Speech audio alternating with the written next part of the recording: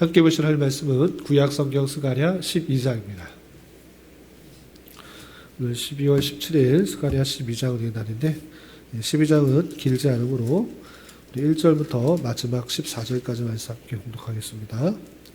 구약성경 스가랴 12장 1절부터 14절까지 말씀, 구약성경 1323쪽 전후를 보시면 되겠습니다. 1절부터 함께 봉독합니다. 이스라엘에 관한 여호와의 경고의 말씀이라. 여호와 곧 하늘을 펴시며 땅에 터를 세우시며 사람 안에 심령을 지으신 이가 이르시되, 보라, 내가 예루살렘으로 그 사면 모든 민족에게 취하게 하는 잔이 되게 할 것이라. 예루살렘이 애워싸일 때에 유다에까지 이르리라. 그날에는 내가 예루살렘을 모든 민족에게 무거운 돌이 되게 하리니 그것을 드는 모든 자는 크게 상할 것이라. 천하 만국이 그것을 치려고 모이리라. 여호와가 말하노라. 그날에 내가 모든 말을 쳐서 놀라게 하며 그 탄자를 쳐서 미치게 하되, 유다 족속은 내가 돌보고 모든 민족의 말을 쳐서 눈이 멀게 하리니, 유다의 우두머리들이 마음속에 이르기를 예루살렘 주민이 그들의 하나님 만군의 여호와로 말미암아 힘을 얻었다 할지라. 그날에 내가 유다 지도자들을 나무 가운데 화로 같게 하며 곡식단 사이에 횃불 같게 하리니, 그들이 그 좌우에 에워싼 모든 민족들을 불사를 것이요 예루살렘 사람들은 다시 그 본 곳으로 예루살렘에 살게 되리라. 여호와가 먼저 유다 장막을 구원하리니, 이는 다윗의 집이 영광과 예루살렘 주민의 영광이 유다보다 더하지 못하게 하려 함이니라. 그날에 여호와가 예루살렘 주민을 보호하리니, 그 중에 약한 자가 그날에는 다윗 같겠고, 다윗의 족속은 하나님 같고 무리 앞에 있는 여호와의 사자 같을 것이라. 예루살렘을 치러 오는 이방 나라들은 그날에 내가 멸하기를 힘쓰리라.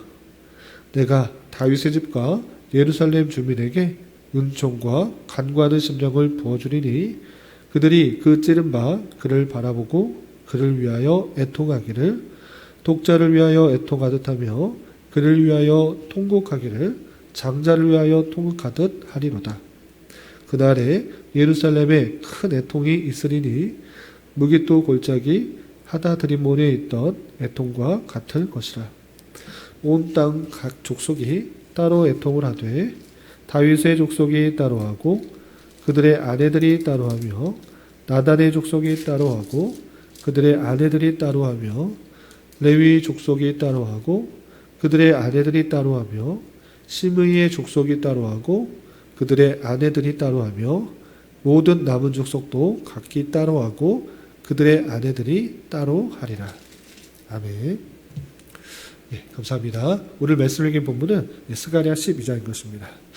스가랴 계속해서 말씀을 대하는 것은 하나님의 나라가 어떻게 임할 것인지 그 부분에 대해서 예언하는 말씀으로 되어 있습니다.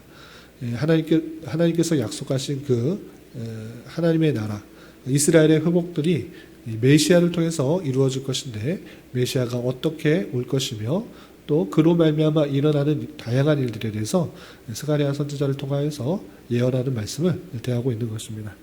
특별히 어제 읽었던 11장에서는 예수 그리스도께서 참된 목자이시지만 참된 목자로 알아들이지 못하고 예수를 은삼십에 팔아버릴 그런 일들이 있을 것을 예언하는 말씀을 되어 있고, 또 오늘 이어지는 12장에서는 예루살렘을 특별히 하나님께서 구원하셔서 그들을 힘있게 지켜보호하신다라는 그런 내용뿐만 아니라, 주님께서 십자가에 달려 돌아가신 것으로 인하여서 신약시대 그 내용들을 깨닫고 각 족속들이, 모든 사람들이 따로따로 애통하게 될 것을 예언하는 그 말씀들을 살펴볼 수 있습니다.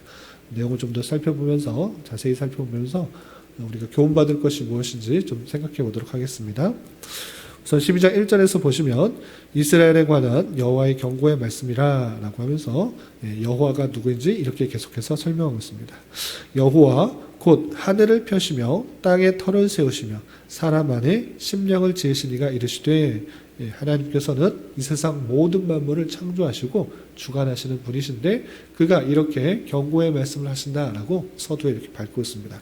그렇다면 그 여호와 하나님께서 무슨 말씀하시는가? 계속해서 2절을 보시면 보라 내가 예루살렘으로 그 사면 모든 민족에게 취하게 하는 잔이 되게 할 것이다 라고 표현하고 있습니다.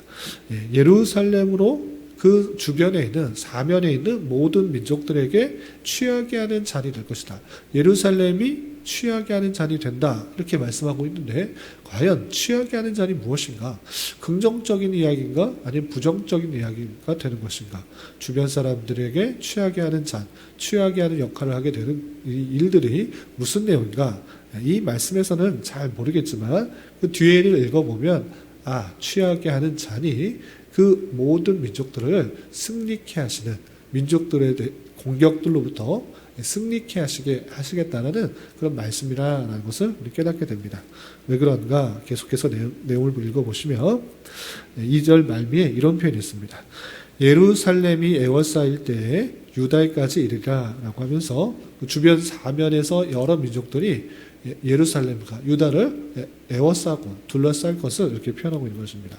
그때 어떤 일들이 있는가? 3절 그날에 내가 예루살렘을 모든 민족에게 무거운 돌이 되게 하리니 여기서 또 무거운 돌이라고 표현하고 있습니다. 앞절에서는 취하게 하는 잔, 뒷절에서 3절에서는 무거운 돌이 되게 하겠다라고 하셨는데 이건 또 무엇인가? 계속해서 읽어보면 그 의문이 이렇게 풀리게 됩니다. 보시면 그것을 드는 모든 자는 크게 상할 것이라 천하 만국이 그것을 치려고 모이리라.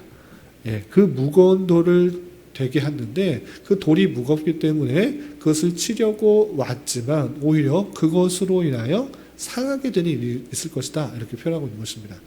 그래서 앞에서 나오는 취하게 하는 잔 그리고 뒤에 나오는 무거운 돌 이것은 예루살렘을 공격하는 수많은 다른 민족들이 에워싸고 공격하려고 하지만 하나님께서 그 예루살렘을 지켜 보호하여 주셔서 오히려 주변 민족들 에워싼 민족들이 상하게 될 것을 표현한 것이구나 라는 것을 깨달을 수 있는 것입니다.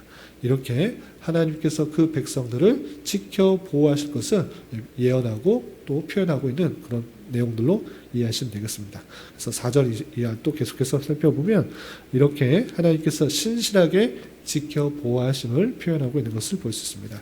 4절 보시면 여호와가 말하노라 그날에 내가 모든 말을 쳐서 놀라게 하며 그 탄자를 쳐서 미치게 하되 유다 족속은 내가 돌보고 모든 민족의 말을 쳐서 눈이 멀게 하리니 공격을 하기 위해서 다양한 말을 타고 와서 유다를 또 예루살렘을 공격하려 할 때 하나님께서 그 민족을 지켜 보호하시겠다. 그리고 말을 다 눈멀게 하고 다 쳐서 놀라게 하고 없애게 하시겠다라고 하는 그 하나님의 택하신 백성들을 지켜 보호하시는 놀라운 은혜를 살펴볼 수가 있는 것입니다. 그러면서 그 택하심을 받은 유다, 예루살렘 안에 있는 그 백성들이 무엇이라고 고백하는가? 5절에 이렇게 표현되었습니다. 5절 보시면 유다의 우두머리들이 마음속에 이르기를 예루살렘 주민이 그들의 하나님 만군의 여호와로 말미암아 힘을 얻었다 할지라. 그들이 힘이 세서 그들이 능력이 있어서 그 주변의 모든 민족과의 전쟁과 또 에워싸움을 이겨낼 수 있는 것이 아니라 오직 하나님께서 택하신 백성들을 붙드시고 인도하시고 승리케 하셨기 때문에 그 백성들은 하나님의 힘으로 말미암아 승리할 수 있었다. 우리가 이길 수 있었다. 이렇게 고백하게 될 것을 표현하고 있는 것입니다. 또한 6절에서는 이런 표현이 있습니다. 6절 보시면 그날에 내가 유다 지도자들을 나무 가운데 화로 같게 하며 곡식당 사이에 횃불 같게 하리니 그들이 그 좌우에 에워싼 모든 민족들을 불사를 것이요 예루살렘 사람들은 다시 그 본 곳 예루살렘에 살게 되리라 라고 표현하고 있습니다.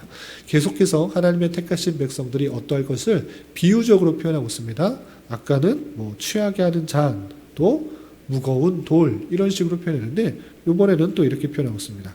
곡식단 사이에 횃불 그리고 나무 가운데 화로 이런 식으로 비유하는데 나무 가운데 화로와 또 곡식단 사이에 횃불이 무엇을 뜻하는 것인가 라고 할 때 거의 비슷한 표현입니다.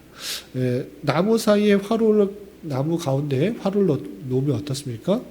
화로로 인하여 그 나무가 에워싸고 우겨쌈을 당하지만 오히려 예루살렘이 화로가 되기 때문에 그 나무가 불이 타버리는 것입니다. 아무리 에워싸도 그 가운데 불이 있다고 하면 그 나무가 불이 타버리게 되는 것입니다. 또한 곡식단 사이에 횃불이 있으면 어떻습니까? 곡식단이 아무리 그거를 에워쌀지라도 그 가운데 있는 것이 횃불이기 때문에 그 곡식단이 다 타버리게 되는 것입니다. 이렇게 사방으로 우겨쌈을 당하고 또 어떤 어려움들이 있을지라도 그의 택하신 백성들을 하나님께서 지켜보아실 뿐만 아니라 그 주변의 모든 열방들과 이방들을 하나님께서 심판하시고 또 태워버리시는 하나님의 놀라운 은혜를 살펴볼 수가 있는 것입니다. 그래서 하나님께서 이루실 그 나라가 된다고 하면 하나님께서 이미 온전한 왕으로서 통치자로서 그 모든 일들을 이루시기 때문에 그 택하신 백성들은 머리끝 하나 다치지 않고 지켜보아실 것을 이렇게 비유적으로 표현하고 있는 것입니다. 또한 이런 표현도 있는 것을 볼 수 있습니다. 8절에 보면 이런 비유도 나오고 있습니다. 8절 그날에 여호와가 예루살렘 주민을 보호하리니 그 중에 약한 자가 그날에는 다윗 같겠고 다윗의 족속은 하나님 같고 무리 앞에 있는 여호와의 사자가 될 것이라 라고 표현하고 있습니다. 또 비유적으로 표현하고 있는데 그날 하나님께서 약속하신 그 나라가 하나님의 나라가 온전히 임하게 될 때 주님께서 예루살렘 주민을 보호할 것이다. 하나님께서 그 주민을 보호할 것이다. 앞서서 설명하지 않았느냐. 취하게 하는 잔이 되고 무거운 돌이 되게 하고 또 나무 사이에 화로 같게 하고 곡식단 사이에 횃불 같게 하고 또 하나님께서 표현하시기를 그 중에 약한 자가 예루살렘 안에 있는 사람들이 다 강하다 그렇게 말하지 않고 약한 자가 혹 있을 수 있다. 그러나 약한 자가 어떤 사람과 같으냐라고 할 때 그 중에 약한 자가 그날에는 다윗 같겠고 구약시대의 다윗이 어떻습니까? 키가 작고 또는 어렸을지라도 그의 용맹함이 다른 사람보다 훨씬 더 뛰어났던 것입니다. 골리앗이라는 키가 엄청나게 큰 그 장수 앞에서도 두려워 떨지 않고 물맷돌을 가지고 하나님의 이름으로 가지고 담대하게 나갔던 그 다윗과 같은 모습들이 예루살렘 안에 있는 약한 자의 모습도 그렇게 될 것이다 라고 표현하고 있습니다. 그럼 무엇입니까? 그만큼 그 예루살렘 안에 있는 택하신 백성, 회복된 그 나라의 백성들이 정말 힘을 내어서 강하고 힘이 될 것을 이렇게 표현하고 있는 것입니다. 약한 자가 다윗과 같겠다라고 했으면 그러면 다른 사람들은 어떠한가? 아주 적극적으로 이렇게 표현하고 있는 모습도 볼 수 있습니다. 어떤 표현인가? 계속해서 보시면 다윗의 족속은 다윗의 족속은 누구입니까? 왕족인 것입니다. 다윗의 혈통을 통해서 계속적으로 왕이 일었고 또 궁극적으로 예수 그리스도께서 태어난 것입니다. 그런데 이 다윗 족속은 어떻게 되느냐? 하나님 같고라는 표현을 했습니다. 하나님 같고 정말 하나님 전능하신 그 하나님 같은 모습들이 다윗 족속에게 일어날 것이다 라고 표현하고 있습니다. 약한 자는 다윗 같고 다윗 족속은 하나님 같다 이렇게 표현하고 있는 것을 보아서 그만큼 그 택하신 백성들 하나님의 나라에서 그 백성들이 정말 힘을 내고 또 어떤 누구도 그를 공격하지 못할 만큼 힘있고 승리하는 모습 가운데 나타날 것을 이렇게 표현하고 있는 것을 볼 수 있습니다. 그리고 이렇게 하나님의 나라가 온전히 임하게 되면 그 백성들이 힘을 내어서 어떠한 주변의 공격과 핍박으로부터 승리하게 될 것을 말하는 데서 그치는 것이 아니라 또 예수 그리스도께서 이 땅에 오심으로 있었던 십자가의 사건, 그 택하신 백성들의 죄를 사해 주시기 위하여 아무 죄 없으신 그 주님께서 십자가에 달려 돌아가셔서 그 고통을 얻는데 그 고통에 대해서 그 택하신 백성들이 어떻게 느끼는지에 대해서 10절부터 마지막 13절까지 덧붙여서 표현하고 있습니다. 어떻게 표현하고 있는지 내용을 좀 보겠습니다. 10절 내가 다윗의 집과 예루살렘 주민에게 은총과 간구하는 심령을 부어주리니 하나님께서 그 택하신 백성들에게 어떤 심령을 부어주시느냐라고 할 때 은총과 간구하는 심령을 부어주시겠다. 하나님께서 그 택하신 백성들에게 이러한 심령들을 부어주시는데 어떤 심령인가? 또 구체적으로 이렇게 표현하고 있습니다. 그들이 그 찌른 바 그를 바라보고 그를 애통하기를 독자를 위하여 애통하듯 하며 그를 위하여 통곡하기를 장자를 위하여 통곡하듯 하리로다 라고 표현하고 있습니다. 그러니까 하나님께서 그 택하신 백성들에게 심령, 은총과 간구하는 심령을 부어주시는데 그로 말미암아 나타나는 결과가 무엇인가? 애통하듯 하고 통곡하는 모습들이 드러난다 그렇습니다. 그 애통하고 통곡하는 모습들이 어떤가?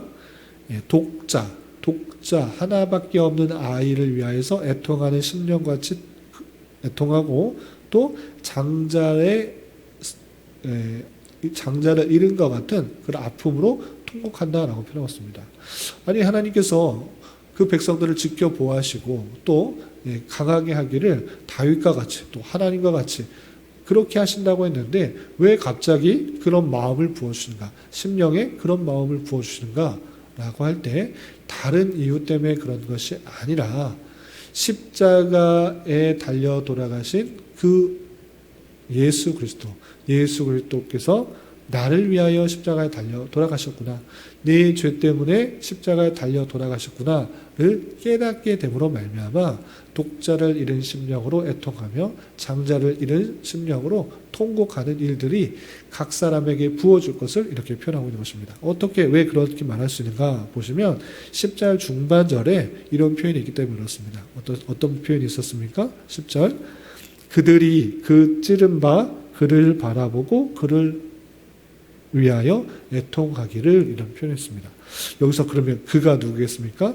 그들이 그 찌른 바 그를 바라보고 라고 되어 있는데 찌른 바 그를 바라보고 예수님께서 십자가에 달려 돌아가실 때 병정들에 의해서 옆구리가 찔리신 그 일들이 있었습니다. 죽었는지 안 죽었는지 그것을 확인하고자 옆구리에 칼을 창으로 찔렀을 때 물과 피가 따로 흘러내리는 돌아가셨기 때문에 그렇게 물과 피가 다 쏟아지는 그 일들이 있었던 것입니다. 그런데 병정들이 잘못해서 죽였구나 이렇게 생각하는 것이 아니라 예수님께서 돌아가신 이유는 내 죄를 대신하여 돌아가신다셨구나를 깨닫게 된 것입니다. 아무 죄 없으신 이가 저주의 상징이신 형벌의 상징인 십자가에 달려 돌아가심으로 말미암아 내 죄가 모두 다 사해졌구나를 생각하며 그 아픔들, 그 찔린 바를 생각하며 애통하며 통곡하는 일이 있을 것이다. 이렇게 표현하고 있는 것입니다. 그런데 그것이 스스로 그걸 깨달아진 것이 아니라 그것조차 누구의 은혜입니까? 하나님께서 주시는 은혜다라고 이렇게 표현하고 있는 것입니다. 그래서 10절 전반전에 내가 다윗 집과 예루살렘 주민에게 은총과 간구하는 심령을 부어주리니 내가 그런 심령을 부어줄 것이다. 그렇게 됨으로 말미암아 예수 그리스도를 온전히 깨닫게 되어 애통하는 심정과 통곡하는 심정이 생겨서 그렇게 애통과 통곡이 나타날 것을 이렇게 표현하고 있는 것입니다.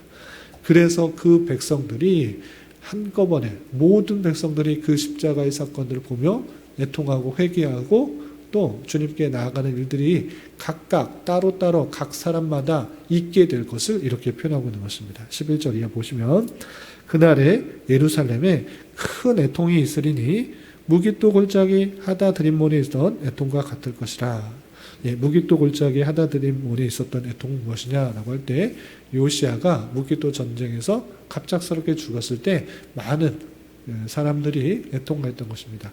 선한 왕이 갑작스럽게 죽게 되었을 때 큰 애통이 있었는데 그런 애통과 마찬가지로 예수님께서 십자가에 달려 돌아가신 것으로 말미암아 큰 애통이 있을 것이다 라고 표현하고 있는데 그리고 아주 중요한 표현들 12절부터 14절까지 각각의 족속들이 따로 애통할 것을 강조하고 있는 그 모습을 볼 수 있습니다. 그냥 전체가 그냥 회개했다라고 애둘러서 표현하지 않고 각 족속, 각 사람들이 어떻게 따로 회개하였는지 애통하였는지 이렇게 표현하고 있습니다. 12절 보시면 온단 각 족속이 따로 애통하되 다윗의 족속이 따로하고 그들의 아내들이 따로하며 나단의 족속이 따로하고 그들의 아내들이 따로하며 레위 족속이 따로하고 그들의 아내들이 따로하며 심의 족속이 따로하고 그들의 아내들이 따로하며 모든 남은 족속도 각기 따로하고 그들의 아내들이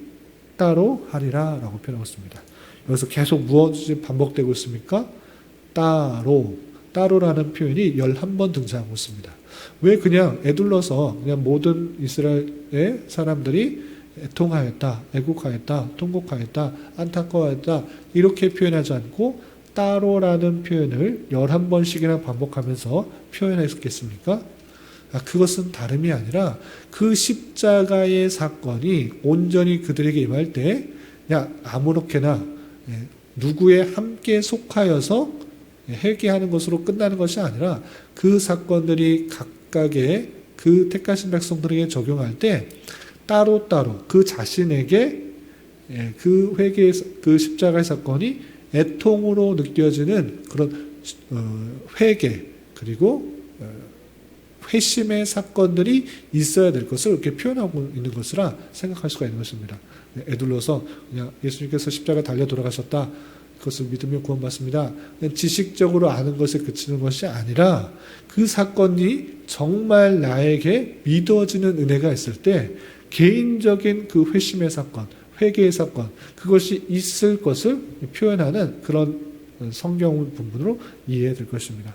그래서 정말 내가 구원받았는가라고 했을 때 예수님의 그 십자가의 사건이 나를 위하여 십자가에 달려 돌아가신 것이고 그 고통이 나를 위하여 대신당하신 그 사건이라는 것을 고백하며 심령의 회개가 있어야 되는 것입니다. 그 각각의 개인에 있어서 따로따로 회심의 사건들이 있을 때 참다운 하나님의 구원이 임해지는 것이고 또 하나님의 백성이요 하나님의 자녀로 인칭을 받게 되는 사실들을 예언하는 것이다 라고 해주는 것입니다. 그런데 이것도 마찬가지로 하나님께서 택하신 백성들에게 주시는 놀라운 은혜이다 라고 할 수 있는 것입니다.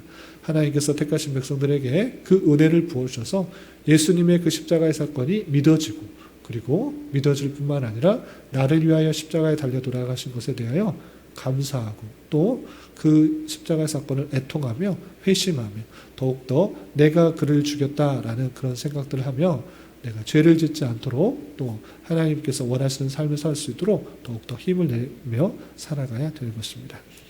이런 말씀의 교훈에 따라 하나님께서 택하신 백성들을 구원하시기 위해 이미 이 땅에 오셔서 십자가에 달려 돌아가심으로 그 모든 사역들을 완성하신 줄 알아 이미 시작된 하나님의 나라 어떤 사람도 어떤 것도 하나님의 택하신 백성들을 공격할 수 없고 하나님께서 지켜보아하시며 다윗과 같이 또 하나님과 같이 여기며 승리케 하실 그 일들을 기억하며 살아가야 될 것입니다. 뿐만 아니라 그 십자가의 사건이 각사에게 미쳐질 때 참으로 애통하는 따로따로 애통하는 일들이 있어야 되는 것처럼 우리가 그 사건을 보며 회심했던 그 모습들을 기억하며 다시 예수님을 십자가에 못 박히는 그런 죄를 짓지 않도록 더욱더 경성하며 하나님의 뜻대로 살아가게 힘써야 될 것입니다. 이런 말씀에 따라 살아갈 수 있는 저와 여러분 되시기를 주님의 이름으로 부탁을 드립니다. 기도하겠습니다.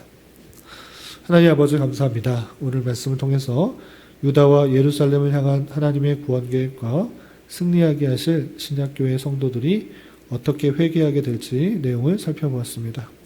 이런 말씀을 대하는 자로서 메시아가 이 땅에 오심으로 하나님의 나라가 이미 시작된 줄 알아 주님께서 내 죄를 위하여 십자가에 달려 돌아가신 은혜를 기억하며 내 자신의 죄악들에 대하여 회개하고 주님께서 원하시는 모습으로 날로 성장할 수 있는 은혜가 있게 인도하여 주시옵소서. 주님, 내일은 교회 설립 1주년 감사 예배를 드리게 됩니다. 주님께서 이곳에 교회를 세워주시고 주님의 말씀이 선포되며 그 말씀 가운데 살아가도록 하는 공동체를 이루도록 인도하여 주셨사오니 주님의 뜻을 온전히 잘 깨닫고 그 뜻을 이루기 위해 최선을 다하는 교회로 인도하여 주시고 계속해서 그리스도의 장성한 분량이 충만한 데까지 성장하며 성숙하는 교회로 세워주시옵소서. 주님, 교회 내 육체의 질병과 연약함으로 병원의 치료를 받은 손길들이 있사오니 주님 지켜주시고 건강하게 잘 회복되고 치유되게 인도하여 주시며 직장과 경제적인 문제로 가족의 전도와 학업을 위해 또한 말할 수 없는 여러 가지 어려움들로 인하여 주님께 간절히 부르짖으며 나아가는 여러 지체들이 있사오니 주님 그들과 함께하여 주시고 그들의 기도 응답해 주시사 우리의 기대와 바람보다 훨씬 더 풍성한 것으로 채워주시는 하나님을 깊이 경험할 수 있는 교회 되도록 인도하여 주시옵소서. 이 시간 각자 간절히 간구하는 기도 제목 주님께서 들으시고 가장 선한 것들로 응답하여 주시옵소서. 예수님의 이름으로 기도 올리옵나이다. 아멘.